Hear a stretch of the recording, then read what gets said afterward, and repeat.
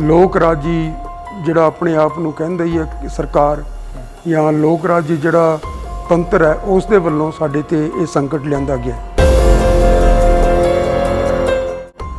ਹੁਣ ਇਸ ਦੇ ਵਿੱਚ ਬਹੁਤੀ ਗੱਲ ਤਾਂ ਇਹ ਹੈ, ਜੇ ਤਾਂ ਅਸੀਂ ਅੱਜ ਦੀ ਸਥਿਤੀ ਦੇਖਦੇ ਹਾਂ, ਅੱਜ ਦੀ ਹਾਲਤ ਦੇਖਦੇ ਹਾਂ, ਇਸ ਹਾਲਤ ਦੇ ਵਿੱਚ ਤਾਂ ਸਾਨੂੰ ਸਾਰੇ ਦਾ ਸਾਰਾ ਵਿਨਾਸ਼ ਨਜ਼ਰ ਆਉਂਦਾ। ਇੰਨੇ ਪੈਸੇ ਗੁਰਦੁਆਰਿਆਂ ਦੇ ਉੱਤੇ ਲਾ ਰਹੇ ਹਾਂ, ਸਾਨੂੰ ਸਾਰੇ ਦੇ ਸਾਰੇ ਪੈਸੇ ਪੜ੍ਹਾਈ ਦੇ ਉੱਤੇ, ਬੱਚਿਆਂ ਦੀ ਪੜ੍ਹਾਈ ਦੇ ਉੱਤੇ, ਬਿਹਤਰੀ ਦੇ ਉੱਤੇ ਲਾਉਣੇ ਚਾਹੀਦੇ ਆ, ਨਾ ਕਿ ਬਿਲਡਿੰਗਾਂ ਦੇ ਉੱਤੇ। ਇੱਕ ਸਿਰਫ ਵਿਸ਼ਵਾਸ ਦੇ ਆਧਾਰ ਦੇ ਉੱਪਰ ਫੈਸਲੇ ਦੇਵੇਗਾ ਤੇ ਦੁਨੀਆ ਦੇ ਉੱਪਰ ਧੱਕਾ ਫਿਰ ਇਸੇ ਪ੍ਰਕਾਰ ਚੱਲਦਾ ਹੀ ਰਹੇਗਾ, ਕਿਉਂਕਿ ਉਹਨਾਂ ਨੂੰ ਤਾਂ ਸੱਚ ਦੇ ਐਵੀਡੈਂਸ ਦੇ ਆਧਾਰ ਦੇ ਉੱਪਰ ਦੇਣਾ ਚਾਹੀਦਾ ਨਾ। ਜਿਹੜੇ ਗੁਰਦੁਆਰੇ ਹਨਗੇ, ਤੁਸੀਂ ਜਿਉਂਦੇ ਗੁਰਦੁਆਰੇ ਸਥਾਪਿਤ ਕਰਨੇ ਆ, ਔਰ ਉਹ ਗੁਰਦੁਆਰੇ ਹਨਗੇ ਤੁਹਾਡੇ ਬੱਚੇ, ਇਹਨਾਂ ਨੂੰ ਪੜ੍ਹਾਓ, ਇਹਨਾਂ ਦਾ ਇੰਨਾ ਮਿਆਰ ਉੱਚਾ ਕਰੋ, ਇਹ ਗੁਰਸਿੱਖੀ ਨੂੰ ਇਸ ਤਰ੍ਹਾਂ ਸਮਝਣ ਔਰ ਇਸ ਤਰ੍ਹਾਂ ਕਮਾਉਣ ਕਿ ਦੁਨੀਆ ਆਸ਼ੀਸ਼ ਕਰ ਉੱਠੇ। 550 ਸਾਲਾਂ ਤੋਂ ਅਸੀਂ ਲਗਾਤਾਰ ਸੇਵਾ ਕਰ ਰਹੇ ਹਾਂ, ਸ਼ਹੀਦ ਹੋ ਰਹੇ ਹਾਂ, ਔਰ ਅਸੀਂ ਜ਼ੁਲਮ ਤੇ ਤਸ਼ੱਦਦ ਦੇ ਬਰਖਲਾਫ ਲੜ ਰਹੇ ਹਾਂ, ਲੇਕਿਨ ਸਾਡੀ ਕੀਮਤ ਹੈ। UN ਦੇ ਵਿੱਚ 1948 ਦੇ ਵਿੱਚ ਚਾਰਟਰ ਬਣਾਇਆ ਹਿਊਮਨ ਰਾਈਟਸ ਦਾ, ਉਸ ਦੇ ਅਨੁਸਾਰ ਹੈ।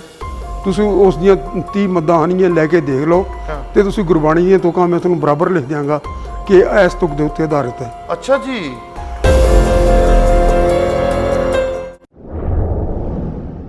ਦੇਸ਼ ਵਿਦੇਸ਼ ਦੇ ਸਾਰੇ ਹੀ ਦਰਸ਼ਕਾਂ ਦਾ ਤੁਹਾਡੇ ਆਪਣੇ ਸੇਵਕ ਹਰਪ੍ਰੀਤ ਸਿੰਘ ਮਖੂ ਵੱਲੋਂ ਤਹਿ ਦਿਲੋਂ ਸਵਾਗਤ ਕੀਤਾ ਜਾਂਦਾ। ਦਰਸ਼ਕੋ, ਤੁਹਾਡੇ ਆਪਣੇ ਪਸੰਦੀਦਾ ਪ੍ਰੋਗਰਾਮ ਵਿੱਚ, ਜਿਵੇਂ ਕਿ ਤੁਹਾਡੇ ਨਾਲ ਵਾਅਦਾ ਕੀਤਾ ਸੀ ਕਿ ਮੇਰੇ ਅਗਲੇ ਪ੍ਰੋਗਰਾਮ ਦੇ ਵਿੱਚ ਵੀ ਸਰਦਾਰ ਗੁਰਤੇਜ ਸਿੰਘ ਜੀ ਸਾਬਕਾ IAS ਅਧਿਕਾਰੀ ਮੇਰੇ ਨਾਲ ਹੋਣਗੇ, ਜੋ ਉੱਘੇ ਲੇਖਕ ਨੇ, ਉੱਘੇ ਚਿੰਤਕ ਨੇ, ਸਮੇਂ ਦੇ ਉੱਪਰ ਬੜੇ ਵਿਚਾਰ ਦਿੰਦੇ ਨੇ, ਕਿਤੇ ਪੰਜਾਬ ਦੇ ਪਾਣੀਆਂ 'ਤੇ ਬੋਲਦੇ ਨੇ, ਪੰਜਾਬ ਦੇ ਉਜਾੜੇ ਦੇ ਉੱਪਰ ਬੋਲਦੇ ਨੇ।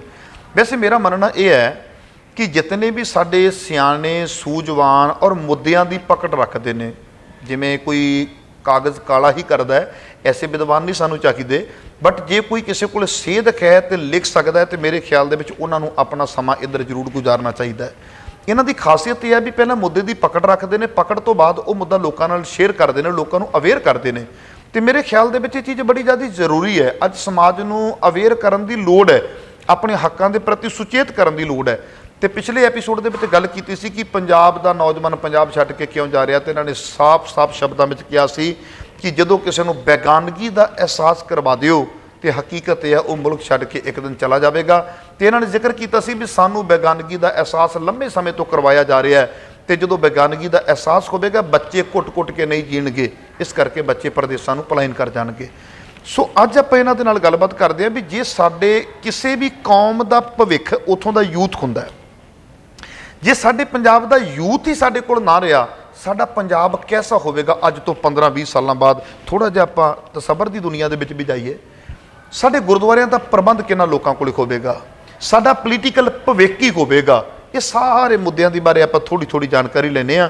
ਤੇ ਆਓ ਸਰਦਾਰ ਗੁਰਤੇਜ ਸਿੰਘ ਜੀ ਨੂੰ ਆਪਣੇ ਪ੍ਰੋਗਰਾਮ ਦੇ ਵਿੱਚ ਮੈਂ ਜੀਓ ਆਇਆ ਆਖਦਾ ਵਾਂ। ਵੀਰ ਜੀ, ਵਾਹਿਗੁਰੂ ਜੀ ਕਾ ਖਾਲਸਾ, ਵਾਹਿਗੁਰੂ ਜੀ ਕੀ ਫਤਿਹ। ਧੰਨਵਾਦੀ ਹਾਂ, ਸਾਡੀ ਬੇਨਤੀ ਸਵੀਕਾਰ ਕਰ ਲੈਂਦੇ ਹੋ। ਜੋ ਤੁਹਾਡਾ ਹੁਕਮ ਹੈ ਜੀ, ਸੰਗਤਾਂ ਦੇ ਨਾਲ ਸਾਂਝ ਪਾਉਣ ਦਾ ਮੌਕਾ ਦਿੰਦੇ ਹੋ, ਥੈਂਕ ਯੂ ਜੀ। ਤੇ ਇੱਕ ਸਾਨੂੰ ਜਾਣਕਾਰੀ ਦਿਓ ਵੀਰ ਜੀ, ਆਪਾਂ ਫਸਟ ਐਪੀਸੋਡ ਦੇ ਵਿੱਚ ਗੱਲ ਕੀਤੀ ਸੀ ਕਿ ਯੂਥ ਕਿਉਂ ਜਾ ਰਿਹਾ। ਤੁਸੀਂ ਜ਼ਿਕਰ ਕੀਤਾ ਸੀ ਵੀ ਜਦੋਂ ਕਿਸੇ ਦੇ ਨਾਲ ਧੱਕਾ ਹੋਵੇਗਾ ਤੇ ਧੱਕੇ ਦਾ ਇਨਸਾਫ ਨਹੀਂ ਮਿਲੇਗਾ, ਆਖਰਕਾਰ ਉਹਦਾ ਮਨ ਉਚਾਟ ਹੋ ਜਾਵੇਗਾ। ਸੈਕਿੰਡ, ਮੈਂ ਸੋਚਦਾ ਮੈਂ ਵੀ ਜੇ ਅੱਜ ਤੋਂ 20 ਸਾਲਾਂ ਬਾਅਦ ਮੈਂ ਦੇਖਾਂ ਜੇ ਇਸੇ ਤਰੀਕੇ ਬੱਚੇ ਜਾ ਰਹੇ ਨੇ, ਜਿਹੜੇ ਤੇ ਪੜ੍ਹੇ ਲਿਖੇ ਬੱਚੇ ਨੇ ਉਹ ਤੇ ਚਲੇ ਗਏ ਆਸਟ੍ਰੇਲੀਆ, ਕੈਨੇਡਾ, ਅਮਰੀਕਾ, ਤੇ ਜਿਹੜੇ ਘੱਟ ਪੜ੍ਹੇ ਬੱਚੇ ਨੇ, ਹਾਰਡ ਵਰਕਰ ਨੇ, ਉਹ ਚਲੇ ਗਏ ਅਰਬ ਕੰਟਰੀ ਦੇ ਅੰਦਰ। ਐਸਾ ਹੋ ਰਿਹਾ ਤੇ ਮੇਰੇ ਪੰਜਾਬ ਦਾ ਆਉਣ ਵਾਲੇ 20 ਸਾਲਾਂ ਬਾਅਦ ਭਵਿੱਖ ਕੀ ਹੋਵੇਗਾ, ਮੇਰੇ ਪੰਜਾਬ ਦੀ ਤਸਵੀਰ ਕੈਸੀ ਹੋਵੇਗੀ? ਆਪਾਂ ਜਾਣਦੇ ਹਾਂ ਕਿ ਪੰਜਾਬ ਦੇ ਜੰਮਿਆਂ ਨੂੰ ਨਿੱਤ ਮੁਹਿੰਮਾਂ, ਇਹ ਸਾਡਾ ਪੁਰਾਣਾ ਅਖਾਣ ਚੱਲਿਆ ਆ ਰਿਹਾ ਜੀ। ਇਹ ਇੱਕ ਨਵੀਂ ਮੁਹਿੰਮ ਹੈ ਜਿਹੜੀ ਸਾਡੇ ਗਲ ਪਈ ਹੈ, ਔਰ ਇਹ ਡੈਮੋਕ੍ਰੈਟਿਕ ਲੋਕ ਰਾਜੀ ਜਿਹੜਾ ਆਪਣੇ ਆਪ ਨੂੰ ਕਹਿੰਦਾ ਹੀ ਹੈ ਸਰਕਾਰ ਜਾਂ ਲੋਕ ਰਾਜੀ ਜਿਹੜਾ ਤੰਤਰ ਹੈ ਉਸ ਦੇ ਵੱਲੋਂ ਸਾਡੇ ਤੇ ਇਹ ਸੰਕਟ ਲਿਆਂਦਾ ਗਿਆ। ਹੁਣ ਇਸ ਦੇ ਵਿੱਚ ਬਹੁਤੀ ਗੱਲ ਤਾਂ ਇਹ ਹੈ, ਜੇ ਤਾਂ ਅਸੀਂ ਅੱਜ ਦੀ ਸਥਿਤੀ ਦੇਖਦੇ ਹਾਂ, ਅੱਜ ਦੀ ਹਾਲਤ ਦੇਖਦੇ ਹਾਂ, ਇਸ ਹਾਲਤ ਦੇ ਵਿੱਚ ਤਾਂ ਸਾਨੂੰ ਸਾਰੇ ਦਾ ਸਾਰਾ ਵਿਨਾਸ਼ ਨਜ਼ਰ ਆਉਂਦਾ, ਕਲੀਅਰ ਕੱਟ ਨਜ਼ਰ ਆ ਰਿਹਾ। ਬਿਲਕੁਲ ਕਲੀਅਰ ਕੱਟ ਨਜ਼ਰ ਆ ਰਿਹਾ। ਗੁਰਦੁਆਰਿਆਂ ਦੇ ਉੱਤੇ ਉਹ ਕਲੇਮ ਕਰ ਰਹੇ ਹੈ ਕਿ ਜੀ ਗੁਰਦੁਆਰੇ ਤਾਂ ਸਾਡੇ ਹਨ, ਸਾਡੇ ਗੁਰੂਆਂ ਨੇ ਬਣਾਏ ਆ, ਜਿਨ੍ਹਾਂ ਨੇ ਕਦੇ ਗੁਰੂਆਂ ਦਾ ਨਾਂ ਨਹੀਂ ਲਿਆ, ਜਿਹੜੇ ਕਦੇ ਗੁਰੂ ਦੇ ਨਾਲ ਤਲਵਾਰ ਫੜ ਕੇ ਖੜੇ ਨਹੀਂ, ਜਿਨ੍ਹਾਂ ਨੇ ਗੁਰੂ ਦੀ ਰੱਖਿਆ ਵਾਸਤੇ ਸਿਰ ਨਹੀਂ ਦਿੱਤੇ, ਜਿਨ੍ਹਾਂ ਨੇ ਗੁਰੂ ਦੇ ਨਾਲ ਇੱਕ ਕਦਮ ਨਹੀਂ ਚੱਲੇ, ਜਿਹੜੇ ਗੁਰੂਆਂ ਨੂੰ ਫੜਾਉਣ ਦੇ ਵਿੱਚ, ਗੁਰੂਆਂ ਨੂੰ ਕੈਦ ਕਰਵਾਉਣ ਦੇ ਵਿੱਚ, ਗੁਰੂਆਂ ਨੂੰ ਕਰਵਾਉਣ ਦੇ ਵਿੱਚ ਉਹ ਸ਼ਾਮਲ ਸਨ। ਉਹ ਲੋਕ ਕਹਿੰਦੇ ਆ ਵੀ ਗੁਰੂ ਸਾਡੇ ਤੇ ਸਾਨੂੰ ਉਹ ਮੰਨਣ ਵਾਸਤੇ ਮਜਬੂਰ ਕਰ ਰਹੇ ਹੈ ਕਿ ਜਿਹੜਾ ਇਹ ਤੁਹਾਡਾ ਦਰਬਾਰ ਸਾਹਿਬ ਹੈ ਇਹ ਵੀ ਸਾਡਾ ਹੀ ਹੈ, ਇਹ ਬ੍ਰਹਮਾ ਦਾ ਟੈਂਪਲ ਹੈ, ਇਹ ਫਲਾਨਾ ਹੈਗਾ, ਇਹ ਆ ਹੈਗਾ। ਹੁਣ ਦੇਖੋ ਤੁਸੀਂ, ਜਿੱਥੇ ਬਾਬਰੀ ਮਸਜਿਦ ਦਾ ਇੱਕ ਤੁਸੀਂ ਕੇਸ ਲੈ ਲਓ ਜੀ, ਜਿਹੜੀ ਤੁਸੀਂ ਗੁਰਦੁਆਰਿਆਂ ਦੀ ਗੱਲ ਕੀਤੀ ਹੈ ਵੀ ਸਾਡਾ ਕੀ ਗੁਰਦੁਆਰਿਆਂ ਦਾ ਹਾਲ ਹੋਏਗਾ, ਇਹ ਜਿਹੜੇ ਇਤਿਹਾਸਕ ਗੁਰਦੁਆਰੇ ਨੇ ਉਹਨਾਂ ਦੀ ਗੱਲ ਕਰ ਰਹੇ ਹਾਂ ਆਪਾਂ। ਬਾਕੀ ਤਾਂ ਵਿਚਾਰੇ ਜੀ, ਮੈਨੂੰ ਕਈ ਵਾਰੀ ਅਫਸੋਸ ਹੁੰਦਾ ਵੀ ਕਿਉਂ ਅਸੀਂ ਸਿੱਖ ਇੰਨੇ ਪੈਸੇ ਗੁਰਦੁਆਰਿਆਂ ਦੇ ਉੱਤੇ ਲਾ ਰਹੇ ਹਾਂ। ਸਾਨੂੰ ਸਾਰੇ ਦੇ ਸਾਰੇ ਪੈਸੇ ਪੜ੍ਹਾਈ ਦੇ ਉੱਤੇ, ਬੱਚਿਆਂ ਦੀ ਪੜ੍ਹਾਈ ਦੇ ਉੱਤੇ, ਬਿਹਤਰੀ ਦੇ ਉੱਤੇ ਲਾਉਣੇ ਚਾਹੀਦੇ ਆ, ਨਾ ਕਿ ਬਿਲਡਿੰਗਾਂ ਦੇ ਉੱਤੇ। ਗੁਰਦੁਆਰਿਆਂ ਦੀ ਜਗ੍ਹਾ ਹੋਸਟਲ ਬਣਾਉਣੇ ਚਾਹੀਦੇ ਜਿੱਥੋਂ ਬੱਚੇ ਪੜ੍ਹਨ ਵਾਸਤੇ ਜਾਣ ਅਤੇ ਆ ਕੇ ਉੱਥੇ ਰਹਿ ਰਾਸ ਕਰਨ ਅਤੇ ਆਪਣਾ ਧਰਮ ਦਾ ਗਿਆਨ ਵੀ ਪ੍ਰਾਪਤ ਕਰਨ ਅਤੇ ਪੜ੍ਹਾਈ ਵੀ ਕਰਨ ਜੀ, ਉਹਨਾਂ ਦੀ ਮਦਦ ਕੀਤੀ ਜਾਵੇ। ਲੇਕਿਨ ਇਹ ਜਿਹੜੇ ਗੁਰਦੁਆਰੇ ਹਨਗੇ ਇਤਿਹਾਸਕ, ਜਿਨ੍ਹਾਂ ਦੇ ਨਾਲ ਅਸੀਂ ਜੁੜੇ ਹੋਏ ਹਾਂ, ਹੁਣ ਤੁਸੀਂ ਦੇਖੋ ਵੀ ਬਾਬਰੀ ਮਸਜਿਦ ਦਾ ਇੱਕ ਐਗਜ਼ਾਮਪਲ ਤੁਹਾਡੇ ਸਾਹਮਣੇ ਹੈ ਕਿ 800 ਸਾਲ ਤੱਕ ਉਹ ਮਸਜਿਦ ਕਾਇਮ ਰਹੀ ਹੈ ਜੀ, ਔਰ ਇੱਕਦਮ ਇੱਥੇ ਅਹਿਸਾਸ ਹੋਇਆ ਕਿ ਜੀ ਇਹ ਤਾਂ ਉੱਥੇ ਬਣੀ ਹੈ ਜਿੱਥੇ ਸ਼੍ਰੀ ਰਾਮ ਜੀ ਪੈਦਾ ਹੋਏ। ਅੱਛਾ, ਅਯੁੱਧਿਆ ਦੇ ਵਿੱਚ 10-12 ਜਗ੍ਹਾ ਹੈਗੀਆਂ ਜਿੱਥੇ ਕਹਿੰਦੇ ਆ ਜੀ ਰਾਮ ਇੱਥੇ ਹੀ ਪੈਦਾ ਹੋਏ ਸੀਗੇ, ਇੱਥੇ ਨਹੀਂ ਪੈਦਾ ਹੋਏ। ਉਸ ਤੋਂ ਬਾਅਦ ਮੈਂ ਬੈਂਕਾਕ ਗਿਆ, ਤੁਸੀਂ ਕਦੇ ਥਾਈਲੈਂਡ ਗਿਆ ਮੈਂ, ਤੁਸੀਂ ਕਦੇ ਜਾਓ ਤੇ ਦੇਖਣਾ, ਉੱਥੇ ਅਯੁੱਧਿਆ ਬਣੀ ਹੋਈ ਹੈ ਇੱਕ ਜਗ੍ਹਾ। ਉਹ ਅਯੁੱਧਿਆ ਦਾ ਹੀ ਇੱਕ ਵਰਜਨ ਹੈ, ਅਯੁੱਧਿਆ ਕਹਿੰਦੇ ਆ ਉਸ ਨੂੰ। ਅੱਛਾ ਜੀ। ਔਰ ਜਿਹੜਾ ਉਹਨਾਂ ਦਾ ਰਾਜਾ ਹੈਗਾ ਉਸ ਨੂੰ ਰਾਮਾ ਕਹਿੰਦੇ ਆ, ਉਹ ਰਾਮ ਦਾ ਅਵਤਾਰ ਸਮਝਦਾ ਆਪਦੇ ਆਪ ਨੂੰ। ਉਹ ਕਹਿੰਦੇ ਆ ਉੱਥੇ ਸਰਯੂ ਰਿਵਰ ਵੀ ਉਹਦੇ ਨਾਲ ਦਰਿਆ ਚੱਲਦਾ, ਸਰਯੂ, ਜਿਸ ਤਰ੍ਹਾਂ ਇੱਥੇ ਅਯੁੱਧਿਆ ਦੇ ਵਿੱਚ ਇੱਥੇ ਚੱਲਦਾ। ਉਹ ਕਹਿੰਦੇ ਆ ਵੀ ਰਾਮ ਤਾਂ ਇੱਥੇ ਪੈਦਾ ਹੋਇਆ ਸੀ, ਅਸੀਂ ਉਹਦੇ ਡਿਸੈਂਡੈਂਟ ਹਾਂ, ਅਸੀਂ ਰਾਜ ਕਰ ਰਹੇ ਹਾਂ, ਅਸੀਂ ਉਹ ਅੱਜ ਵੀ ਉਹਨਾਂ ਦਾ ਰਾਮਾ 13th ਰਾਜ ਕਰ ਰਿਹਾ। ਠੀਕ ਹੈ, 13ਵਾਂ। ਅੱਛਾ, ਹੁਣ ਤੁਸੀਂ ਇਹੋ ਜਿਹੇ, ਔਰ ਇੱਕ ਜੇ ਤੁਸੀਂ ਜਾਓ ਪਿੱਛੇ ਹੋਰ ਇਸ ਦੇ ਵਿੱਚ ਤਾਂ ਤੁਹਾਨੂੰ ਇੱਕ ਬੁੱਧਿਸਟ ਦੇ ਵਿੱਚ ਜਾਤਕ ਮਿਲੇਗਾ ਜੀ, ਕਹਾਣੀ ਹੈ, ਉਸ ਦੇ ਵਿੱਚ ਰਾਮ ਵੀ ਹੈਗੇ, ਰਾਵਣ ਵੀ ਹੈ, ਸੀਤਾ ਵੀ ਹੈ, ਜਨਕ ਵੀ ਹੈ। ਹਾਂ, ਔਰ ਉਹ ਕਹਾਣੀ ਇਸ ਰਮਾਇਣ ਤੋਂ ਔਰ ਸਾਰੇ ਇੱਕ ਰਾਮਚਰਿਤ ਮਾਨਸ ਤੋਂ ਪਹਿਲਾਂ ਦੀ ਹੈ। ਯਾਨੀ ਇੱਕ ਕਹਾਣੀ ਦੇ ਨਾਲ ਸ਼ੁਰੂ ਹੋਇਆ ਔਰ ਉਸ ਦੇ ਕਿੰਨੇ ਇਤਿਹਾਸਿਕ ਤੱਥ ਇਹਨਾਂ ਨੇ ਕੱਢ ਲਏ ਜੀ। ਹੁਣ ਇੱਥੇ ਤੁਹਾਡੇ ਕੋਈ ਵੀ ਲਿਖ ਕਹਿ ਦੇਵੇ, ਅੱਛਾ ਹੁਣ ਉੱਥੇ ਜਿਹੜਾ ਫੈਸਲਾ ਹੋਇਆ, ਸੁਪਰੀਮ ਕੋਰਟ ਨੇ ਫੈਸਲਾ ਦਿੱਤਾ ਹੈ, ਉਹ ਫੈਸਲਾ ਇਹ ਹੈ ਕਿ ਜੀ ਸੱਚ ਜੋ ਹੋਵੇ ਸੋ ਹੋਵੇ। ਇੱਥੇ ਮਸਜਿਦ ਆਸਥਾ ਦੇ ਆਧਾਰ ਤੇ, ਹਾਂ, ਸਾਡਾ ਇਹ ਮੰਨਣਾ ਹੈ ਕਿ ਜੀ ਇੱਥੇ ਰਾਮ ਦਾ ਜਨਮ ਹੋਇਆ। ਰਾਮ ਫਿਕਟੀਸ਼ੀਅਸ ਕਰੈਕਟਰ ਸੀ, ਹਿਸਟੋਰੀਕਲ ਕਰੈਕਟਰ ਸੀ, ਅਵਤਾਰ ਸੀ, ਇਨਸਾਨ ਸੀ, ਰਾਜਾ ਸੀ, ਕੀ ਸੀ, ਸਾਡੇ ਕੋਈ ਤਾਲੁਕ ਨਹੀਂ ਇਸ ਦੇ ਨਾਲ। ਅਸੀਂ ਇਹ ਦੇਖਣਾ ਹੈ ਕਿ ਲੋਕ ਕਹਿੰਦੇ ਆ ਵੀ ਇੱਥੇ ਆ ਹੋਇਆ। ਹੁਣ ਇਸੇ ਤਰ੍ਹਾਂ ਦੀ ਜੱਜਮੈਂਟ ਇੱਕ ਹੋਰ ਆਈ ਹੈ ਸੁਪਰੀਮ ਕੋਰਟ ਦੀ, ਜਿਹੜੀ ਕਿ ਕਈ ਸਾਲਾਂ ਤੋਂ ਇਹ ਮਾਛੀ ਸਿੰਘ ਕੇਸ ਦੇ ਵਿੱਚ ਆਈ ਸੀਗੀ, ਬਹੁਤ ਪਹਿਲਾਂ 1970 ਦੇ ਕਰੀਬ ਜੀ, 69 ਦੇ ਕਰੀਬ। ਉਹਦੇ ਵਿੱਚ ਕਿਹਾ ਗਿਆ ਸੀ ਕਿ ਜਿਹੜੀ ਮੈਜੋਰਿਟੀ ਹੈ, ਜੋ ਉਸ ਦੀ ਮਨਸ਼ਾ ਹੈ, ਜੋ ਉਹ ਚਾਹੁੰਦੀ ਹੈ, ਉਸ ਦੀ ਪੂਰਤੀ ਕਰਨੀ ਜ਼ਰੂਰੀ ਹੈ ਕਾਨੂੰਨ ਵਾਸਤੇ। ਹੁਣ ਦੇਖੋ ਤੁਸੀਂ ਬਈ, ਇੱਕ ਬੱਚਾ ਅੰਮ੍ਰਿਤਸਰ ਦੇ ਵਿੱਚ ਕੀ ਹੋਇਆ ਕਿ ਇੱਕ ਮੁੰਡਾ ਛੋਟਾ ਜਿਹਾ, ਉਹ ਕਿਸੇ ਦੁਕਾਨ ਦੇ ਉੱਤੇ ਨੌਕਰੀ ਕਰਦਾ ਸੀ। ਉਸ ਏਰੀਏ ਦੇ ਵਿੱਚ ਇੱਕ ਬੰਦਾ ਕੋਈ ਲਿਆ ਕੇ ਪੀਪੇ ਦੇ ਵਿੱਚ ਛੋਟਾ ਜਿਹਾ ਪਟਾਕਾ ਰੱਖ ਗਿਆ, ਉਹ ਫਟ ਗਿਆ। ਬਸ ਜੀ ਇੱਕਦਮ ਗੁੱਸਾ ਆ ਗਿਆ ਸਾਰੇ ਲੋਕਾਂ ਨੂੰ, ਔਰ ਮੈਜੋਰਿਟੀ ਨੇ ਕਿਹਾ, ਜਿੰਨੇ ਵੀ ਉੱਥੇ ਸੀਗੇ, ਬਈ ਆਹ ਮੁੰਡਾ ਜਿਹੜਾ ਹੈਗਾ ਇਹ ਜ਼ਿੰਮੇਵਾਰ ਹੈ। ਔਰ ਉਹ ਵਿਚਾਰਾ ਗਰੀਬ ਬੱਚਾ ਸੀ ਤੇ ਕਿਸੇ ਦੀ ਦੁਕਾਨ ਦੇ ਉੱਤੇ ਸੇਲਸਮੈਨ ਦਾ ਕੰਮ ਕਰਦਾ ਸੀ, ਆਪਣਾ ਘਰ-ਬਾਰ ਚਲਾਉਂਦਾ ਸੀ। ਉਸ ਨੂੰ ਫੜ ਲਿਆ ਗਿਆ, ਪੁਲਿਸ ਕੋਲੇ ਖੜੀ ਹੈ। DIG ਤੋਂ ਲੈ ਕੇ SSP ਤੋਂ ਲੈ ਕੇ SI ਤੱਕ ਸਾਰੇ ਦੇ ਸਾਰੇ ਉਹਦੇ ਆਲੇ ਦੁਆਲੇ ਖੜੇ ਹੈ। ਉਸ ਨੂੰ ਮਾਰ ਕੇ ਕੁੱਟ ਕੇ ਥੱਲੇ ਸਿੱਟਤਾ ਗਿਆ। ਨਾਲ ਦੀ ਦੁਕਾਨ ਤੋਂ ਮਿੱਟੀ ਦਾ ਤੇਲ ਮੰਗਾਇਆ ਔਰ ਉਸ ਨੂੰ ਅੱਗ ਲਾ ਦਿੱਤੀ ਗਈ। ਇਹ ਤਸਵੀਰ ਲੈ ਕੇ ਮੈਂ ਆਪਣੀ ਕਿਤਾਬ 'ਚ ਵੀ ਛਾਪੀ। ਮੈਂ ਉਹਨੂੰ ਮੁਖਰਜੀ ਨੂੰ ਦਿੱਤੀ, ਉਸ ਵੇਲੇ ਇੱਥੇ ਗਵਰਨਰ ਸੀ, ਕਿ ਜੀ ਤੁਸੀਂ ਇਹਦੀ ਇਨਵੈਸਟੀਗੇਸ਼ਨ ਕਰੋ। ਆ ਜਿਹੜੇ ਬੰਦੇ ਖੜੇ ਆ ਸਾਰੇ ਪੁਲਿਸ ਵਾਲੇ, ਇਹਨਾਂ ਦੇ ਸਾਹਮਣੇ ਉਸ ਇੱਕ ਬੱਚੇ ਨੂੰ ਮਾਰ ਰਹੇ ਆ, ਉਸ ਨੂੰ ਅੱਗ ਲੱਗੀ ਹੋਈ ਹੈ। ਇਹ ਜਿਉਂਦਾ ਜਲਾਇਆ ਉਸ ਨੂੰ ਅੰਮ੍ਰਿਤਸਰ ਦੀ ਗਲੀ ਦੇ ਵਿੱਚ। ਤੇ ਕਾਨੂੰਨ ਨੇ ਇਨਸਾਫ ਕੀ ਦਿੱਤਾ? ਕਾਨੂੰਨ ਕੀ ਹੈ? ਸੋ ਜੇ ਤੁਸੀਂ ਇਸ ਤਰ੍ਹਾਂ ਦੀ ਡੈਮੋਕ੍ਰੇਸੀ ਰੱਖੋਗੇ, ਜੇ ਤੁਸੀਂ ਤੁਸੀਂ ਬੜੀ ਸੁੰਦਰ ਇੱਕ ਵਿਚਾਰ ਦਿੱਤੀ ਹੈ ਕਿ ਜਦੋਂ ਕਾਨੂੰਨ ਸੱਚ ਤੇ ਫੈਸਲਾ ਨਹੀਂ, ਇੱਕ ਸਿਰਫ ਵਿਸ਼ਵਾਸ ਦੇ ਆਧਾਰ ਦੇ ਉੱਪਰ ਫੈਸਲੇ ਦੇਵੇਗਾ ਤੇ ਦੁਨੀਆ ਦੇ ਉੱਪਰ ਧੱਕਾ ਫਿਰ ਇਸੇ ਪ੍ਰਕਾਰ ਚੱਲਦਾ ਹੀ ਰਹੇਗਾ, ਕਿਉਂਕਿ ਉਹਨਾਂ ਨੂੰ ਤਾਂ ਸੱਚ ਦੇ ਐਵੀਡੈਂਸ ਦੇ ਆਧਾਰ ਦੇ ਉੱਪਰ ਦੇਣਾ ਚਾਹੀਦਾ ਨਾ। ਜਿਵੇਂ ਤੁਸੀਂ ਗੱਲਬਾਤ ਕੀਤੀ ਹੈ ਵੀ ਧੱਕਾ ਬਹੁਤ ਜ਼ਿਆਦਾ ਹੋਇਆ, ਔਰ ਤੁਸੀਂ ਗੱਲ ਕੀਤੀ ਬਾਬਰੀ ਮਸਜਿਦ ਦੀ, ਵੀ ਅਗਲੇ ਜਦੋਂ ਸੱਤਾ ਦੇ ਵਿੱਚ ਹੁੰਦੇ ਆ ਤੇ ਸੱਤਾ ਦੇ ਵਿੱਚ ਹੋਣ ਦੇ ਬਾਵਜੂਦ ਉਹਨਾਂ ਨੇ ਇਹ ਫੈਸਲਾ ਦੇ ਦਿੱਤਾ, ਤੇ ਉਹ ਭਾਵੇਂ ਮੁਸਲਮਾਨ ਰੋਂਦੇ ਰਹੇ, ਕੁਰਲਾਉਂਦੇ ਰਹੇ ਵੀ ਸਾਡੀ ਬਾਬਰੀ ਮਸਜਿਦ ਸ਼ਹੀਦ, ਸਮਾਂ ਪਾ ਕੇ ਇੰਤਜ਼ਾਰ ਵੀ ਸ਼ਾਇਦ ਇੱਥੋਂ ਦਾ ਨਿਆਂ ਪ੍ਰਣਾਲੀ ਜਿਹੜੀ ਸਾਨੂੰ ਨਿਆਂ ਦੇਵੇਗੀ।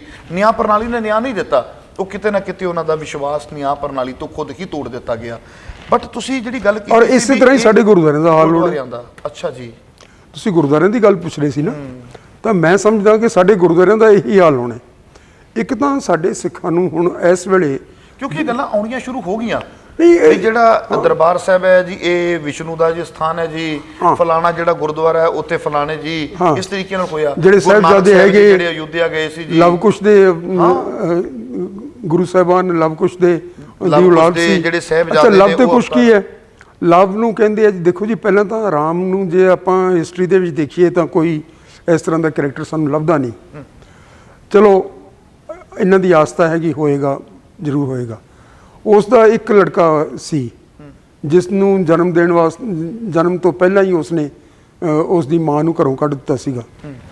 ਉਹ ਜਾ ਕੇ ਉੱਥੇ ਜੀ ਕਹਿੰਦੇ ਰਿਸ਼ੀ ਦੇ ਆਸ਼ਰਮ ਦੇ ਵਿੱਚ ਵਿਚਾਰੀ ਰਹੀ, ਉੱਥੇ ਜਨੇਪਾ ਕੱਟਿਆ, ਇੱਕ ਬੱਚੇ ਨੂੰ ਜਨਮ ਦਿੱਤਾ। ਇੱਕ ਦਿਨ ਉਹ ਰਿਸ਼ੀ ਨੂੰ ਕਹਿ ਗਈ ਕਿ ਜੀ ਮੈਂ ਚੱਲੀ ਹਾਂ ਦਰਿਆ ਤੇ ਪਾਣੀ ਲੈਣ, ਤੇ ਤੁਸੀਂ ਜਰਾ ਬੱਚੇ ਨੂੰ ਸੰਭਾਲਣਾ। ਫਿਰ ਉਸ ਨੂੰ ਖਿਆਲ ਆਇਆ ਕਿ ਇਸ ਨੇ ਤਾਂ ਸਮਾਧੀ ਲਾ ਕੇ ਬੈਠ ਜਾਣਾ ਹੁਣ, ਤੇ ਬੱਚਾ ਕਿੱਥੇ ਸੰਭਾਲੇਗਾ। ਉਹ ਬੱਚੇ ਨੂੰ ਚੁੱਕ ਕੇ ਲੈ ਗਈ ਨਾਲ। ਰਿਸ਼ੀ ਦੀ ਸਮਾਧੀ ਖੁੱਲੀ, ਉਹਨੇ ਦੇਖਿਆ ਮੈਨੂੰ ਤਾਂ ਕਹਿ ਕੇ ਗਈ ਸੀ ਤੇ ਬੱਚਾ ਤਾਂ ਇੱਥੇ ਹੈ ਨਹੀਂ, ਤੇ ਉਹਨੇ ਫਿਰ ਫਟਾਫਟ ਘਾਹ ਫੂਸ ਇਕੱਠਾ ਕੀਤਾ ਤੇ ਉਹ ਮੰਤਰ ਮਾਰ ਕੇ ਉਹਦਾ ਬੱਚਾ ਬਣਾ ਤਾ। ਹੁਣ ਇਹ ਲੱਭ ਤੇ ਕੁਛ ਹੈਗੇ ਜਿਨ੍ਹਾਂ ਦੀ ਅਸੀਂ ਔਲਾਦ, ਸਾਨੂੰ ਸਾਡੇ ਗੁਰੂਆਂ ਨੂੰ ਕਹਿੰਦੇ, ਸਾਨੂੰ ਕਿਹਾ ਜਾ ਰਿਹਾ, ਸਾਨੂੰ ਕਿ ਅਸੀਂ ਇਹਨਾਂ ਦੀ ਔਲਾਦ ਹਾਂ। ਔਰ ਸਾਡੇ ਜਿਹੜੇ ਹੈੱਡ ਗ੍ਰੰਥੀ ਪੂਰਨ ਸਿੰਘ ਔਰ ਬਾਕੀ ਦੇ ਸਾਰੇ ਉਹ ਪ੍ਰਚਾਰਦੇ ਆ ਦਰਬਾਰ ਸਾਹਿਬ ਤੋਂ ਕਿ ਜੀ ਅਸੀਂ ਲਵ ਤੇ ਕੁਸ਼ ਦੀ ਔਲਾਦ। ਹੈੱਡ ਗ੍ਰੰਥੀ ਪੂਰਨ ਸਿੰਘ ਨੇ ਇਹ ਗੱਲ ਕਹੀ ਸੀ ਆ ਜਿਹੜੀ ਤੁਸੀਂ ਦੱਸੀ ਹੈ। ਹਾਂਜੀ। ਤੇ ਜਿਹੜੇ ਆਪਣੇ ਸੀ ਪਟਨਾ ਸਾਹਿਬ ਦੇ ਇਕਬਾਲ ਸਿੰਘ, ਉਹਨਾਂ ਨੇ ਕਿਹਾ ਸੀ ਸਾਹਿਬਜ਼ਾਦੇ ਜਿਹੜੇ ਨੇ ਉਹ ਇਹਨਾਂ ਦੇ ਅਵਤਾਰ ਨੇ। ਵੀ ਕਿਤੇ ਨਾ ਕਿਤੇ ਸਾਨੂੰ ਦੁਬਾਰਾ ਫਿਰ ਉੱਥੇ ਹੀ ਖੜਾ ਕੀਤਾ ਜਾ ਰਿਹਾ ਹੈ ਜਿੱਥੋਂ ਅਸੀਂ ਨਿਕਲ ਕੇ ਔਰ ਗੁਰੂਆਂ ਨੇ ਸਾਨੂੰ ਬਾਹਰ ਕੱਢਿਆ ਸੀ, ਸਾਨੂੰ ਇਹ ਲੋਕ ਉੱਥੇ ਖੜਾ ਕਰਦੇ ਨੇ। ਗੁਰੂ ਕਹਿੰਦੇ ਆ ਵਾਲੇ ਦਿਨਾਂ ਵਿੱਚ ਸਾਡੇ ਗੁਰਦੁਆਰਿਆਂ ਤੇ ਕਬਜ਼ਾ ਕਰਨਾ ਹੋਰ ਕਿਉਂ ਨਾ ਬਹੁਤ ਸੌਖਾ ਹੋ ਜਾਵੇਗਾ। ਬਿਲਕੁਲ ਸੌਖਾ। ਔਰ ਸਾਡੇ ਬੰਦਿਆਂ ਦੇ ਹਵਾਲੇ ਦੇਣਗੇ ਵੀ ਆਹ ਦੇਖੋ ਤੁਹਾਡੇ ਗਿਆਨੀ ਪੂਰਨ ਸਿੰਘ ਨੇ ਕਿਹਾ ਸੀ, ਆਹ ਤੁਹਾਡੇ ਇਕਬਾਲ ਸਿੰਘ ਨੇ ਕਿਹਾ ਸੀ। ਮੈਂ ਗਿਆਨੀ ਮੌਕੇ ਦੇ ਜਥੇਦਾਰ ਸਨ। ਮੈਂ ਗਿਆਨੀ ਪੂਰਨ ਸਿੰਘ ਨੂੰ ਉਸ ਵੇਲੇ ਪੁੱਛਿਆ, ਇੱਕ ਆਰਟੀਕਲ ਵੀ ਲਿਖਿਆ ਅਖਬਾਰ ਦੇ ਵਿੱਚ, ਉਹਦੇ ਉਸ ਵੇਲੇ ਜਿਹੜੀ ਵੀਕਲੀ ਚੱਲਦੀ ਸੀ ਉਸ ਦੇ ਵਿੱਚ। ਮੈਂ ਕਿਹਾ ਗਿਆਨੀ ਜੀ ਤੁਸੀਂ ਤਾਂ ਕਹਿੰਦੇ ਹੋ ਕਿ ਜਿਹੜਾ ਖਾਲਸਾ ਹੈ ਇਹ ਇਸ ਦੀ ਕੋਈ ਜਾਤ ਨਹੀਂ, ਪਾਤ ਨਹੀਂ, ਇਹ ਸਾਰਾ ਕੁਝ ਛੱਡ ਕੇ ਦੇਖੋ ਗੁਰੂ ਸਾਹਿਬ ਦਾ ਹੁਕਮ ਹੈ ਵੀ ਸਾਰਾ ਜਾਤ ਪਾਤ ਕਰਮ ਧਰਮ ਇਹ ਸਾਰਾ ਨਾਸ਼ ਕਰਕੇ ਤੁਸੀਂ ਖਾਲਸਾ ਬਣਦੇ ਹੋ।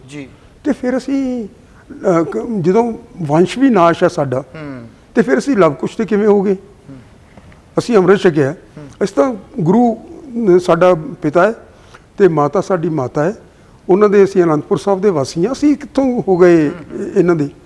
ਲੇਕਿਨ ਉਹ ਆਪਣੇ ਧੁੰਦ ਦੇ ਵਿੱਚ ਪੱਕੇ ਰਹੇ, ਸਗੋਂ ਮੈਨੂੰ ਕੋਸਦੇ ਰਹੇ ਵੀ ਇਹ ਦੇਖੋ ਕਿਸ ਤਰ੍ਹਾਂ ਦਾ ਬੰਦਾ ਹੈ, ਜਿਹੜੀ ਨਵੇਂ ਆ ਗਿਆ ਜੀ, ਇਹ ਨਾਸਤਕ ਨੇ ਜੀ, ਬੜੀ ਤਰ੍ਹਾਂ ਦੇ ਵਰਡ ਨੇ ਅੱਜ ਕੱਲ। ਵੈਸੇ ਤੁਸੀਂ ਦੇਖਿਆ ਹੋਵੇਗਾ, ਸੋ ਇਹ ਗੁਰਦੁਆਰੇ ਜਿਹੜੇ ਤੁਸੀਂ ਬਣਾ ਰਹੇ ਹੋ ਨਾ, ਮੇਰਾ ਪੁਖਤਾ ਯਕੀਨ, ਅੱਜ ਦਰਬਾਰ ਸਾਹਿਬ ਦੇ ਸੇਵਾ ਸ਼ੁਰੂ ਹੋਈ ਹੈ, ਪੱਤਰਿਆਂ ਨੂੰ ਸਾਫ਼ ਕਰਨ ਦੀ, ਬਈ ਕਾਹਦੇ ਵਾਸਤੇ ਤੁਸੀਂ ਸੋਨਾ ਇੰਨਾ, ਚਲੋ ਦਰਬਾਰ ਸਾਹਿਬ ਦੇ ਵਿੱਚ ਤਾਂ ਹੁਣ ਟ੍ਰੈਡੀਸ਼ਨ ਬਣ ਗਈ, ਲੱਗਿਆ ਹੋਇਆ ਠੀਕ ਹੈ, ਤੇ ਬਾਕੀ ਗੁਰਦੁਆਰੇ ਦੇ ਉੱਤੇ ਸੋਨਾ ਲਾਈ ਜਾਂਦੇ ਹੋ, ਚਾਂਦੀ ਲਾਈ ਜਾਂਦੇ ਹੋ, ਇਹ 1 ਮਿੰਟ ਦੇ ਵਿੱਚ ਕਿਸੇ ਨੇ ਲੁੱਟ ਲੈਣਾ। ਉਹ ਪਹਿਲੇ ਵਾਲੀ ਪੋਜੀਸ਼ਨ ਹੈ, ਖਾਧਾ ਪੀਤਾ ਲਾਹੇ ਦਾ ਰਹਿੰਦਾ ਹਮੇਸ਼ਾ ਇਹਦਾ। ਤੁਸੀਂ ਜਿਹੜਾ ਹੁਣ ਕਰਨਾ ਹੈ, ਹੁਣ ਤੁਹਾਡੇ ਜਿਹੜੇ ਗੁਰਦੁਆਰੇ ਹਨਗੇ, ਤੁਸੀਂ ਜਿਉਂਦੇ ਗੁਰਦੁਆਰੇ ਸਥਾਪਿਤ ਕਰਨੇ ਆ, ਔਰ ਉਹ ਗੁਰਦੁਆਰੇ ਹਨਗੇ ਤੁਹਾਡੇ ਬੱਚੇ, ਇਹਨਾਂ ਨੂੰ ਪੜ੍ਹਾਓ, ਇਹਨਾਂ ਦਾ ਇੰਨਾ ਮਿਆਰ ਉੱਚਾ ਕਰੋ, ਇਹ ਗੁਰਸਿੱਖੀ ਨੂੰ ਇਸ ਤਰ੍ਹਾਂ ਸਮਝਣ ਔਰ ਇਸ ਤਰ੍ਹਾਂ ਕਮਾਉਣ ਕਿ ਦੁਨੀਆ ਆਸ਼ੀਸ਼ ਕਰ ਉੱਠੇ। ਹੁਣ ਅਸੀਂ ਮਾੜੇ ਮੋਟੇ ਸਿੱਖ ਹਾਂ, ਅਸੀਂ ਕੋਈ ਐਡੇ ਵੱਡੇ ਸਾਰੀ ਦੁਨੀਆ ਦੇ ਉੱਤੇ ਜਿਹੜੇ ਕੋਈ ਕਹੇ ਜੀ ਮੈਂ ਪੂਰਨ ਗੁਰਸਿੱਖ ਹਾਂ, ਐਸਾ ਕੁਛ ਨਹੀਂ ਹੈ। ਅਸੀਂ ਲੋਕ ਮਾੜੇ ਮੋਟੇ ਗੁਰਸਿੱਖੀ ਨੂੰ ਜਾਣਦੇ ਹਾਂ। ਗੁਰਸਿੱਖੀ ਦੇ ਨਾਂ ਦੇ ਉੱਤੇ ਇੱਕ ਕਣੀ ਮਾਤਰ ਦਿਲ ਦੇ ਵਿੱਚ ਵਸਾ ਕੇ ਜੇ ਅਸੀਂ ਐਕਸ਼ਨ ਲੈਂਦੇ ਹਾਂ, ਸਾਰੀ ਦੁਨੀਆ ਪੱਬਾਂ ਭਾਰ ਹੋ ਕੇ ਸਾਡਾ ਸਵਾਗਤ ਕਰਦੀ ਹੈ। ਤੇ ਇਹਨਾਂ ਬੱਚਿਆਂ ਨੂੰ ਤਾਂ ਲੋਕ ਹੱਥਾਂ 'ਤੇ ਚੁੱਕ ਲੈਣਗੇ ਕਿ ਇਸ ਤਰ੍ਹਾਂ ਦੇ ਦੇਵਤੇ ਆਏ ਨੇ ਜਿਹੜੇ ਕਿ ਕਿਸੇ ਦੇ ਵਿੱਚ ਕੋਈ ਭਰਮ ਭੇਦ ਨਹੀਂ ਕਰਦੇ, ਜਿਹੜੇ ਸਾਰਿਆਂ ਦੀ ਸੇਵਾ ਕਰਦੇ ਨੇ, ਜਿਨ੍ਹਾਂ ਦਾ ਆਸ਼ਾ ਹੀ ਇਹ ਹੈ ਕਿ ਸੰਸਾਰ ਸੁਖੀ ਵਸੇ, ਜਿਹੜੇ 2 ਵੇਲੇ ਅਰਦਾਸ ਕਰਦੇ ਨੇ ਕਿ ਇਹ ਸਰਬੱਤ ਦਾ ਭਲਾ ਹੋਵੇ, ਜਿਹੜੇ ਹਰ ਵਕਤ ਲੋਕਾਂ ਦੀ ਸੇਵਾ ਦੇ ਵਿੱਚ ਤਤਪਰ ਰਹਿੰਦੇ ਨੇ। ਇਹੋ ਜਿਹੇ ਬੰਦੇ ਉਹਨਾਂ ਨੂੰ ਕਿੱਥੇ ਮਿਲਦੇ ਨੇ? ਕਿਹੜੇ ਮੁਲਕ ਦੇ ਵਿੱਚ ਮਿਲਦੇ ਨੇ? ਇੱਥੇ 2.5 ਲੱਖ ਲੋਕ ਸ਼ਹੀਦ ਹੋ ਗਏ। ਇਸ ਜ਼ਮਾਨੇ ਦੇ ਵਿੱਚ ਸੱਚ ਦੇ ਵਾਸਤੇ, ਨਿਆਂ ਦੇ ਵਾਸਤੇ, ਧਰਮ ਦੇ ਵਾਸਤੇ ਸ਼ਹੀਦੀਆਂ ਦੇਣ ਵਾਲੇ 2.5 ਲੱਖ ਬੰਦੇ ਕਿਸੇ ਮੁਲਕ ਦੇ ਵਿੱਚ, ਸਾਰੇ ਮੁਲਕਾਂ ਦੇ ਵਿੱਚ ਇਕੱਠੇ ਕਰਕੇ ਮੈਨੂੰ ਦਿਖਾ ਦਿਓ, ਕਿਤੇ ਨਹੀਂ ਹੈਗੇ।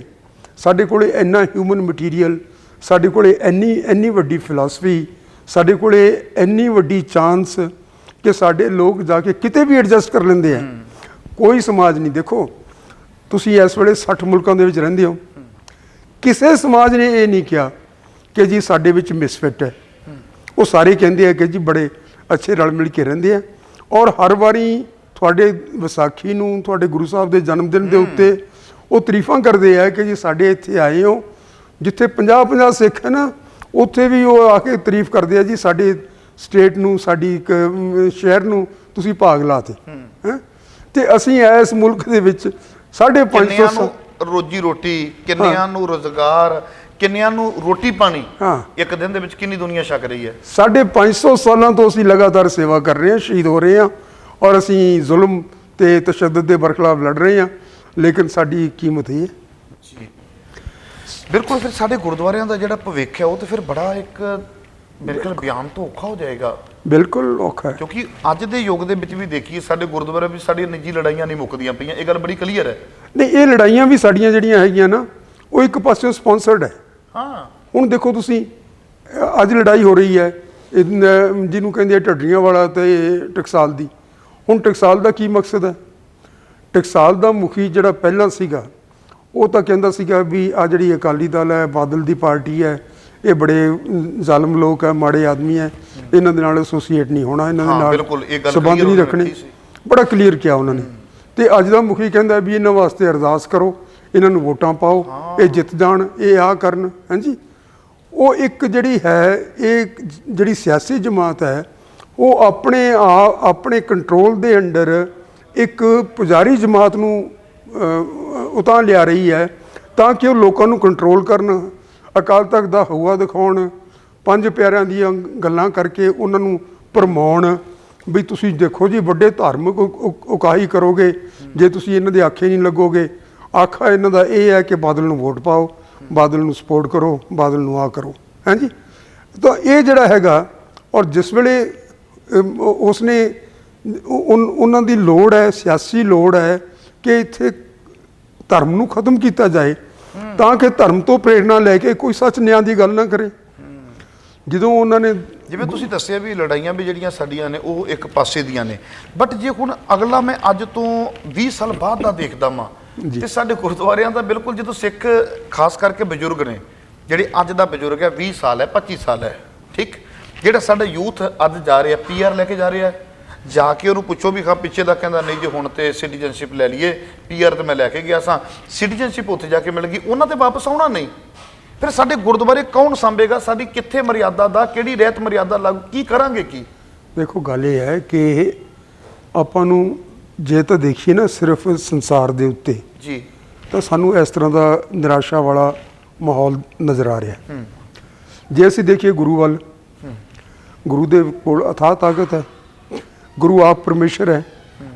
ਗੁਰੂ ਦਾ ਜਿਹੜਾ ਉਦੇਸ਼ ਹੈ ਉਹ ਸਾਰੇ ਦਾ ਸਾਰਾ ਜੋ ਸਾਰੀ ਦੁਨੀਆ ਨੇ ਬੈਠ ਕੇ ਇੱਕ ਵਾਰੀ UNO ਦੇ ਵਿੱਚ 1948 ਦੇ ਵਿੱਚ ਚਾਰਟਰ ਬਣਾਇਆ ਹਿਊਮਨ ਰਾਈਟਸ ਦਾ, ਉਹ ਉਸ ਦੇ ਅਨੁਸਾਰ ਹੈ। ਤੁਸੀਂ ਉਸ ਦੀਆਂ 30 ਮੱਦਾਂ ਹਨੀਆਂ ਲੈ ਕੇ ਦੇਖ ਲਓ ਤੇ ਤੁਸੀਂ ਗੁਰਬਾਣੀ ਦੀਆਂ ਤੁਕਾਂ ਮੈਂ ਤੁਹਾਨੂੰ ਬਰਾਬਰ ਲਿਖ ਦਿਆਂਗਾ ਕਿ ਇਸ ਤੁਕ ਦੇ ਉੱਤੇ ਆਧਾਰਿਤ ਹੈ। ਅੱਛਾ ਜੀ। ਔਰ ਜੇ ਤੁਸੀਂ ਇਸ ਤਰ੍ਹਾਂ ਦੇ ਗੁਰੂ ਦੇ ਵਿਚਾਰ ਹਨਗੇ, ਗੁਰੂ ਦਾ ਹੁਕਮ ਇਹ ਵੀ ਹੈ ਜੋ ਮਿਲਿਆ ਹਰ ਦੀਵਾਨ ਸੋ, ਜਿਹੜਾ ਗੁਰੂ ਹਰੀ ਦੇ ਪਰਮਾਤਮਾ ਦੇ ਦੀਵਾਨ ਦੇ ਨਾਲ ਮਿਲ ਜਾਂਦਾ ਹੈ, ਉਹਦੇ ਨਾਲ ਇੱਕ ਸੁਰ ਹੋ ਜਾਂਦਾ ਹੈ। ਸਭਨੀ ਦੀਵਾਨੀ ਮਿਲਿਆ, ਉਸ ਦੀ ਸਾਰੀ ਦੁਨੀਆ ਦੇ ਉੱਤੇ ਕਿਸੇ ਤਰ੍ਹਾਂ ਵੀ ਉਹ ਜਿੰਨੇ ਵੀ ਕਿਸਮ ਦੇ ਸਿਸਟਮ ਹਨ ਪੋਲੀਟੀਕਲ, ਉਹਦੀ ਸਾਰਿਆਂ ਦੇ ਨਾਲ ਬਣ ਜਾਂਦੀ ਹੈ। ਕਿਉਂਕਿ ਸੱਚ, ਨਿਆਂ, ਧਰਮ ਤੇ ਲੋਕ ਭਲਾਈ ਦੇ ਉੱਤੇ ਖੜਾ ਹੈ। ਸੋ ਇਸ ਦੇ ਮੰਨਣ ਵਾਲੇ ਵੀ ਆਉਣਗੇ ਔਰ ਇਹ ਜਿਹੜੀ ਫਿਲਾਸਫੀ ਹੈ ਗੁਰੂ ਦੀ ਉਹ ਨਹੀਂ ਮਰ ਸਕਦੀ। ਜੀ ਜੇ ਉਹ ਨਹੀਂ ਮਰ ਸਕਦੀ ਤਾਂ ਇਸ ਨੂੰ ਪਹਿਰਾ ਦੇਣ ਵਾਲੇ ਵੀ ਆਉਣਗੇ ਔਰ ਇਹਨਾਂ ਦੇ ਵਿੱਚੋਂ ਹੀ ਆਉਣਗੇ ਜਿਹੜੇ ਹੁਣ ਸਮਝਦੇ ਆ ਵੀ ਅਸੀਂ, ਹੁਣ ਦੇਖੋ ਦਲਿਤ ਲੋਕ ਹੈ, ਅਸੀਂ ਲੋਕ ਕੀ ਸੀਗੇ? ਦਲਿਤ ਸੀਗੇ। ਅਸੀਂ ਆਪਣੇ ਆਪ ਨੂੰ ਗੁਰੂ ਦੀ ਫਿਲਾਸਫੀ ਦੇ ਨਾਲ ਪੈਰਾਂ ਤੋਂ ਫੜ ਕੇ, ਪੈਰਾਂ ਦੇ ਲੇਸਿਸ ਤੋਂ ਫੜ ਕੇ ਨਾ, ਬੂਟਾਂ ਦੇ ਫੀਤਿਆਂ ਤੋਂ ਫੜ ਕੇ ਆਪਣੇ ਆਪ ਨੂੰ ਉਤਾਂ ਚੁੱਕਿਆ ਤੇ ਇਹ ਨਹੀਂ ਚੁੱਕਣਗੇ ਹੁਣ ਜਿਹੜੇ ਹੁਣ ਤੱਕ ਗੁੰਮਰਾਹ ਹੋਏ ਰਹੇ ਵੀ ਇਹ ਤੁਹਾਨੂੰ ਜੀ ਰਿਜ਼ਰਵੇਸ਼ਨ ਦਿੰਦੇ ਆ, ਤੁਹਾਨੂੰ ਆਹ ਦਿੰਦੇ ਆ। ਔਰ ਹਿੰਦੂ ਠੱਪਾ ਲਾ ਕੇ ਹਿੰਦੂ ਬਣਾਇਆ ਜਾ ਰਿਹਾ, ਜਦਕਿ ਜਿਹਨਾਂ ਨੂੰ ਹਿੰਦੂ ਮੰਨਿਆ ਨਹੀਂ ਜਾ ਰਿਹਾ। ਹਾਂ, ਪਰ ਜੇ ਉਹਨਾਂ ਨੂੰ ਮੰਦਿਰ ਵਿੱਚ ਜਾਣ ਦਾ ਹੁਣ ਅਧਿਕਾਰ ਚਲੋ ਦੇ ਦਿੱਤਾ ਗਿਆ, ਪਰ ਅੱਜ ਵੀ ਮੰਦਿਰ ਦਾ ਪੁਜਾਰੀ ਬਣਾਉਣਾ ਹੋਵੇ ਨਾ ਤੇ ਕਦੀ ਹੌਕਾ ਲੈ ਜਾਂਦੇ ਆ। ਸਿਰਫ ਹੁਣ ਪਾਪੂਲੇਸ਼ਨ ਦੇਖਦੇ ਪਏ ਆ ਤੇ ਕੁਝ ਬੱਚਿਆਂ ਨੂੰ ਆਪਣੇ ਕੋਲ ਲਿਆ ਕੇ ਬੜਾ ਪਿਆਰ ਪਲੋਸਿਆ ਜਾ ਰਿਹਾ। ਬਟ ਇਹਨਾਂ ਦੇ ਜੇ ਪ੍ਰਾਚੀਨ ਗ੍ਰੰਥ ਆਪਾਂ ਦੇਖੀਏ, ਮੰਦਿਰ ਵਿੱਚ ਵੜਨ ਦਾ ਅਧਿਕਾਰ ਨਹੀਂ, ਧਾਰਮਿਕ ਚਿੰਨ੍ਹ ਪਹਿਨਣ ਦਾ ਅਧਿਕਾਰ ਨਹੀਂ, ਧਾਰਮਿਕ ਗ੍ਰੰਥ ਪੜ੍ਹਨ ਦਾ ਅਧਿਕਾਰ ਨਹੀਂ, ਮਾਨਵਤਾ ਦਾ ਕੋਈ ਅਧਿਕਾਰ ਨਹੀਂ। ਤੇ ਫਿਰ ਉਹ ਆਪਣੇ ਆਪ ਪੈਸਾ ਰੱਖਣ ਦਾ ਅਧਿਕਾਰ ਨਹੀਂ। ਹਾਂ, ਪੈਸਾ ਰੱਖਣ ਦਾ ਅਧਿਕਾਰ ਨਹੀਂ, ਪ੍ਰਾਪਰਟੀ ਦਾ ਅਧਿਕਾਰ ਨਹੀਂ। ਹਾਂ, ਸੋ ਜਿਹੜਾ ਸਾਰਾ ਕੁਝ ਹੈ ਇਹ ਹੁਣ ਜਿਹੜੀ ਚੇਂਜ ਆ ਰਹੀ ਹੈ, ਘਰ ਦੇ ਵਿੱਚ ਸਭ ਕੁਝ ਹੀ ਹੈ, ਕਕਾਰ, ਵਿਚਾਰ, ਅਧਿਕਾਰ, ਸੰਗਤ, ਪੰਗਤ, ਸਰੋਵਰ, ਸਭ ਕੁਝ ਇੱਕੋ ਹੈ। ਜਿਹੜੀ ਚੇਂਜ ਆ ਰਹੀ ਹੈ ਜੀ, ਇਸ ਦੇ ਵਿੱਚ ਇਹ ਪੋਜੀਸ਼ਨ ਇਹਨਾਂ ਦੀ ਹੋਰ ਵੀ ਡਾਵਾਡੋਲ ਹੋਣੀ ਹੈ। ਤਾਂ ਇਹਨਾਂ ਕੋਲੇ ਚੋਇਸ ਕੀ ਰਹਿਣੀ ਹੈ? ਜਾਂ ਤਾਂ ਗੁਰੂ ਦੀ ਫਿਲਾਸਫੀ ਨੂੰ ਸਿੱਧੇ ਤੌਰ 'ਤੇ ਅਪਣਾ ਲੈਣ ਜੀ, ਜਿਵੇਂ ਇੱਕ ਵੇਲੇ ਅੰਬੇਡਕਰ ਨੇ ਕੋਸ਼ਿਸ਼ ਕੀਤੀ ਸੀ, ਜਾਂ ਤਾਂ ਉਸ ਤਰ੍ਹਾਂ ਸਿੱਧੇ ਤੌਰ 'ਤੇ ਅਪਣਾ ਲੈਣ, ਜਾਂ ਇਸ ਦੇ ਨਾਲ ਮਿਲਦੀ ਜੁਲਦੀ ਫਿਲਾਸਫੀ ਆਪਣੀ ਬਣਾ ਲੈਣ। ਤੇ ਜੇ ਇਹ ਦੋਨਾਂ ਪੋਜੀਸ਼ਨ ਦੇ ਵਿੱਚ ਉਹ ਫਿਰ ਕੀ ਕਰਨਗੇ? ਫਿਰ ਗੁਰੂ ਘਰਾਂ ਦੇ ਰਾਖੇ ਉਹ ਹੋਣਗੇ। ਕੀ ਬਾਤ ਹੈ।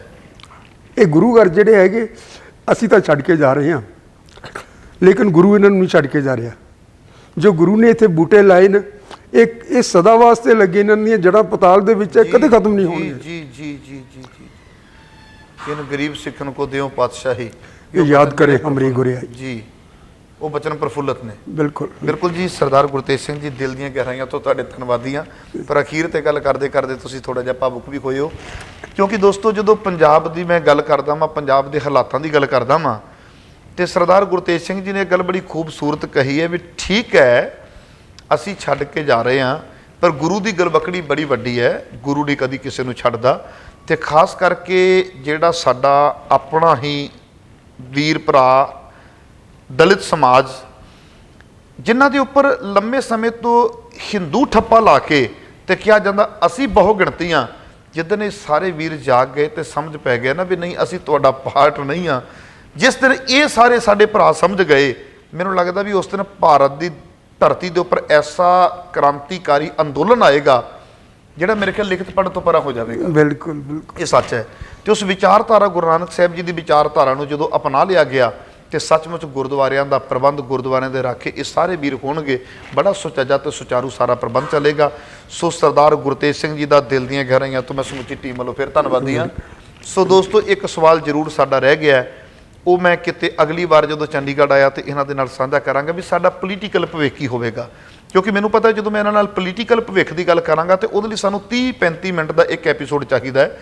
ਕਿਉਂਕਿ ਇਹਨਾਂ ਨੇ ਜਦੋਂ ਪੋਲੀਟੀਕਲ ਗੱਲ ਕੀਤੀ, ਕਿਉਂਕਿ ਲੰਮਾ ਸਮਾਂ ਪਹਿਲਾਂ ਦੇ ਲਿਖਦੇ ਆ ਰਹੇ ਨੇ, ਸਮੇਂ ਨੂੰ ਖੰਡਾਉਂਦੇ ਆ ਰਹੇ ਨੇ, ਪਾਰਟੀਆਂ ਬਣਦੀਆਂ, ਢਹਿੰਦੀਆਂ, ਡਿੱਗਦੀਆਂ ਦੇਖਦੇ ਆ ਰਹੇ ਨੇ, ਜਦੋਂ ਇਹਨਾਂ ਨੇ ਉਸ ਮੁੱਦੇ ਦੇ ਉੱਪਰ ਬੋਲਣਾ ਸ਼ੁਰੂ ਕੀਤਾ, ਮੈਨੂੰ ਲੱਗਦਾ ਵੀ ਸਮਾਂ 1-2 ਐਪੀਸੋਡ ਹੋਣਗੇ ਤੇ ਇਹਨਾਂ ਦੇ ਨਾਲ ਇਹ ਗੱਲਬਾਤ ਕਰਾਂਗਾ ਵੀ ਜੇ ਪੰਜਾਬ ਦਾ ਯੂਥ ਪੰਜਾਬ ਨੂੰ ਛੱਡ ਕੇ ਪ੍ਰਦੇਸ਼ ਵੱਲ ਪਲਾਇਨ ਕਰਦਾ ਪਿਆ ਤੇ ਹਕੀਕਤ ਇਹ ਹੈ ਕਿ ਸਾਡਾ ਪੰਜਾਬ ਦਾ ਪੋਲੀਟੀਕਲ ਭਵਿੱਖ ਕੀ ਹੋਵੇਗਾ, ਇਹ ਸਵਾਲ ਅੱਜ ਮੈਂ ਛੱਡ ਕੇ ਜਾ ਰਿਹਾ ਵਾਂ। ਬੜੀ ਜਲਦੀ ਦੋਸਤੋ ਤੁਹਾਡੀ ਸੇਵਾ ਦੇ ਵਿੱਚ ਮੈਂ ਦੁਬਾਰਾ ਹਾਜ਼ਰ ਹੋਵਾਂਗਾ। ਜਿੱਦਣ ਚੰਡੀਗੜ੍ਹ ਆਇਆ ਤੇ ਇਹ ਸਵਾਲ ਵੀਰ ਜੀ ਦੇ ਉੱਪਰ ਜ਼ਰੂਰ ਕਰਾਂਗਾ ਔਰ ਕੀ ਇਹ ਜਵਾਬ ਦਿੰਦੇ ਨੇ ਤੁਹਾਡੇ ਰੂਬਰੂ ਹੋ ਜਾਵਾਂਗਾ। ਸੋ ਆਪਣੇ ਸੇਵਕ ਹਰਪ੍ਰੀਤ ਸਿੰਘ ਮਖੂ ਨੂੰ ਦਿਓ ਇਜਾਜ਼ਤ। ਵਾਹਿਗੁਰੂ ਜੀ ਕਾ ਖਾਲਸਾ, ਵਾਹਿਗੁਰੂ ਜੀ ਕੀ ਫਤਿਹ।